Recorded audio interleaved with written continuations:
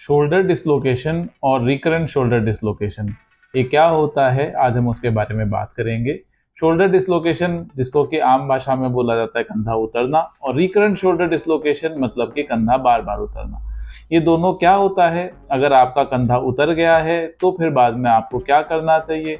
कंधा उतरने के बाद में वापस कंधा उतरने के चांसेस होते हैं क्या, अगर होते हैं तो उसमें क्या करना चाहिए।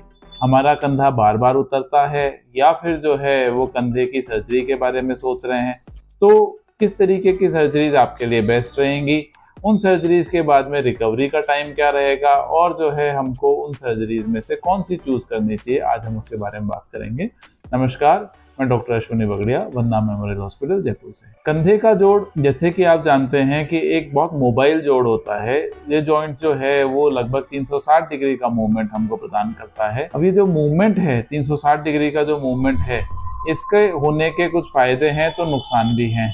नुकसान क्या है कि कंधे का जोड़ उतरने के चांसेस बाकी जोड़ों के मुकाबले ज्यादा होता है। अब सोचिए किसी के एक्सीडेंट हुआ या फिर किसी तरीके का बिजली का झटका लगा, उसके कारण विग्रस मूवमेंट हुआ, किसी तरीके की कोई ऊपर से गिरा या किसी और तरीके कंधे पे जो है इम्पैक्ट हुआ, उसके कारण कंधे का जोड़ उतर सकता है। कंधे का जोड़ उतरा तो हमको क्या करना चाहिए। अगर हमको ऐसा महसूस हो रहा है कि हमारे कंधे में एक गंभीर चोट लगी है, उसके बाद में हमारे हाथ का मूवमेंट नहीं हो पा रहा, कंधे में बहुत ज्यादा दर्द हो रहा है, कंधे का जो कंटूर है, जो राउंडनेस है, वो राउंडनेस हम जो है लूज कर चुके, तो आपको जल्दी से जल्दी किसी ऑर्थोपेडिक सर्जन के पास में कंसल्ट करना चाहिए। वो आपके कंधे को बिल्कुल जो है आसानी से बिठाने में आपको मदद करेंगे। मैं इस चीज के लिए जो है बहुत स्ट्रांगली बोलूंगा कि कंधे के जोड़ को उतरने के बाद में किसी तरीके के जो है वो पहलवान या फिर किसी हार्डवेयर के पास में जाके किसी अपने कंधे को रिस्क पे ना डालें। आपके फायदा करने की जगह नुकसान भी कर सकते हैं। अब बात करते हैं कि कंधा किसी का जो है वो उतर गया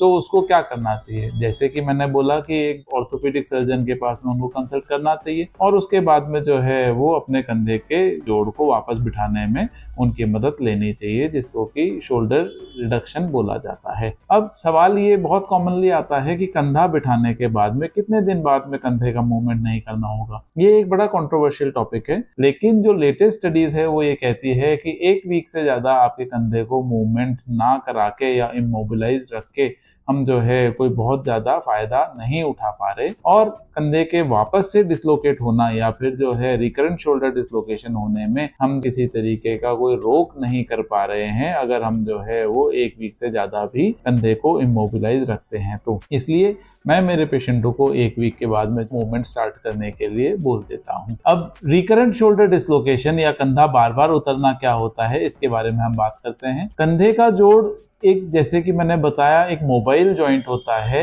इस जोड़ को उतरने से रोकने के लिए हमारे बोन की एक तो शेप इस तरीके की रहती है कि वो कंधे का जोड़ इजीली ना उतरे। दूसरा, उसको मदद करने के लिए कुछ सॉफ्ट टिश्यू होते हैं जिसको कि बोला जाता है लेब्रम। लेब्रम जो होता है वो हमारे कंधे की बॉल जो है उसके अराउंड एक तरीके की बाउंड्री होती है, और वो बाउंड्री जो है उस बॉल को, जो हमारा कप है, जो कि हमारा शोल्डर जॉइंट में जो ग्लिनोइड है, उसमें से उतरने से रोकती है। अब सोचिए किसी के चोट लगी या किसी और तरीके के इम्पैक्ट के कारण उसका कंधा उतर गया। कंधा उतरेगा तो ग्लेनोइड का जो लेब्रम है, जो उसकी बाउंड्री है, वो बाउंड्री फटेगी। बाउंड्री फटने से क्या होगा, बाउंड्री फटने से ये होगा कि अब कंधे में जो स्टेबिलिटी थी वो स्टेबिलिटी कम हो जाएगी और एक पर्टिकुलर मूवमेंट में कंधा फिर से उतरने के चांसेस बढ़ जाएंगे। अगर सोचिए कि किसी का कंधा जो है बार बार उतर रहा है तो उसको जो है सबसे पहले तो किसी अच्छे ऑर्थोपेडिक सर्जन के पास में जाना चाहिए। उसके कुछ एक्सरेज करे जाएंगे, सीटी स्कैन कराने की जरूरत पड़ सकती है और एमआरआई कराई जाएगी। इन जांचों से क्या पता चलेगा, इन जांचों से ये पता चलेगा कि हमारे कंधे को उतरने के बाद में कंधे में किस तरीके का डैमेज हो चुका है और आगे ट्रीटमेंट हमको क्या करना होगा। अब सवाल ये आता है कि सोचिए किसी के कंधे का जोड़ बार बार उतरता है तो फिर बाद में उसको किस तरीके की सर्जरीज अवेलेबल है और इन सर्जरीज के क्या फायदे हैं, क्या नुकसान है। कंधे की 2 तरीके की सर्जरी जो है कॉमनली करी जाती है अगर कंधा उतरता है तो। एक तो होता है जो कि दूरबीन से करी जाती है, उसको बोलते हैं बैंकार्ट रिपेयर। अब बैंकार्ट रिपेयर क्या होता है, जैसे कि मैंने पहले समझाया कि जो बाउंड्री है लेब्रम जो है वो हट गई है तो कंधा बहुत इजीली उतरने लगता है। हमारे जो है इस बाउंड्री को वापस से इसकी जगह पे लाया जाता है और सूचर एंकर नामक इम्प्लांट जो कि मेटेलिक और बायोकंपोजिट दोनों आते हैं, जो कि शरीर में गलने की भी क्षमता रखते हैं, उन इम्प्लांट के द्वारा जो है वो उसको वापस से जोड़ दिया जाता है। कुछ समय के लिए हाथ को इमोबिलाइज रखा जाता है। हर सर्जन की अलग अलग ड्यूरेशन होती है, कुछ जो है 1 महीने रखते हैं, कुछ जो है वो 3 वीक्स रखते हैं। मैं 3 वीक्स रखा करता हूँ। 3 वीक्स के बाद में जो है वो शोल्डर का मूवमेंट धीरे धीरे स्टार्ट कराया जाता है और लगभग जो है वो 1.5 से 2 महीने में शोल्डर का मूवमेंट पूरी तरीके से रीगेन कर लिया जाता है। एक दूसरी सर्जरी होती है जिसको बोला जाता है लेटार्जी सर्जरी। लेटार्जी सर्जरी जो है वो हमारे जो आर्थ्रोस्कोपिक बेंकार्ट रिपेयर सर्जरी है उससे पुरानी सर्जरी है, लेकिन इसका मतलब ये कतई नहीं है कि ये सर्जरी जो है वो किसी तरीके से कोई इंफीरियर सर्जरी है। लेटार्जी सर्जरी और आर्थ्रोस्कोपिक बेंकार्ट दोनों में से कौन सी करी जाएगी वो कई सारे पॉइंट्स पे निर्भर करती है। पहला और सबसे इम्पोर्टेंट पॉइंट होता है कि हमारे रिकरेंट शोल्डर डिसलोकेशन के बाद में बोन लॉस कितना है। अगर 20% से ज्यादा का बोन लॉस है तो लेटार्जी सर्जरी करना ज्यादा बेहतर कहा जाता है। दूसरी जो कि एक बहुत इंपॉर्टेंट चीज होती है वो होती है कि फिजिकल एक्टिविटी पेशेंट की कैसी है। सोचिए कि कोई कबड्डी प्लेयर है या फिर जो है इम्पैक्ट स्पोर्ट्समैन जो एसोसिएटेड है, किसी तरीके के हैवी एक्टिविटी करता है, उसमें भी लेटार्जी सर्जरी एक प्राइमरी सर्जरी की जैसे करी जा सकती है, क्योंकि लेटार्जी सर्जरी के फेलियर होने के चांसेस कंपेरेटिवली कम होते हैं। खैर, अब बात ये आती है कि लेटार्जी सर्जरी जो है वो यूजुअली फर्स्ट जो अटेम्प्ट क्यों नहीं की जाती। फर्स्ट अटेम्प्ट इसलिए नहीं करी जाती कि जैसे कि मैंने पहले बताया था कि आर्थ्रोस्कोपिक बेंकार्ट रिपेयर जो होता है उसमें हम नॉर्मल एनाटॉमी जो है बॉडी की उसको रिस्टोर कर रहे होते हैं। दूसरी चीज, क्योंकि आर्थ्रोस्कोपिक सर्जरी जो है वो की होल सर्जरी होती है, उसमें कोई चीरफाड़ नहीं होती, तो रिकवरी फास्ट होती है। अब मैंने जो लेटार्जी सर्जरी के बारे में बात करी, इसमें क्या किया जाता है इसके बारे में भी हम डिस्कस करते हैं। लेटार्जी सर्जरी में क्या करते हैं कि हमारा जो कोराकोइड प्रोसेस है, यहाँ पे एक हड्डी का एक टुकड़ा होता है जो कि हमारे कंधे में जुड़ा रहता है, उसको काट के और जोड़ के आगे हमारे जो शोल्डर जॉइंट जहां से डिसलोकेट हो रहा होता है उसके आगे फिक्स कर दिया जाता है स्क्रूज के माध्यम से। ये बोन जो है वो हमारे शोल्डर के जॉइंट को डिसलोकेट होने से रोका करती है।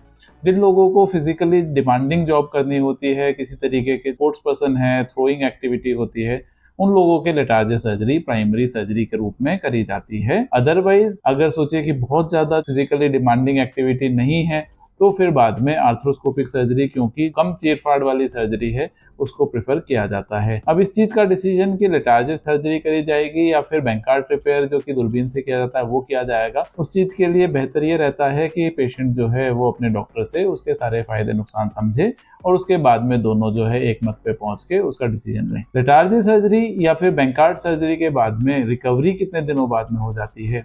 ऑलमोस्ट 3 वीक्स तक जो है वो आपको आपके शोल्डर को मूव करने के लिए मना किया जाता है। 3 वीक्स के बाद में आप जो है अपने शोल्डर का मूवमेंट ग्रेजुअली स्टार्ट करते हैं और लगभग 1.5 से 2 महीने में पूरी तरह से रिकवर हो सकते हैं। कंधे से रिलेटेड किसी और तरीके की समस्या से जूझ रहे हैं या फिर किसी जोड़ या किसी लिगामेंट की तकलीफ से जूझ रहे हैं तो नीचे दिए गए नंबर्स पे अपनी जांच भेज सकते हैं। हम कोशिश करेंगे कि आपको जो है बेहतर इलाज की जानकारी दे सकें और आपको मदद करें।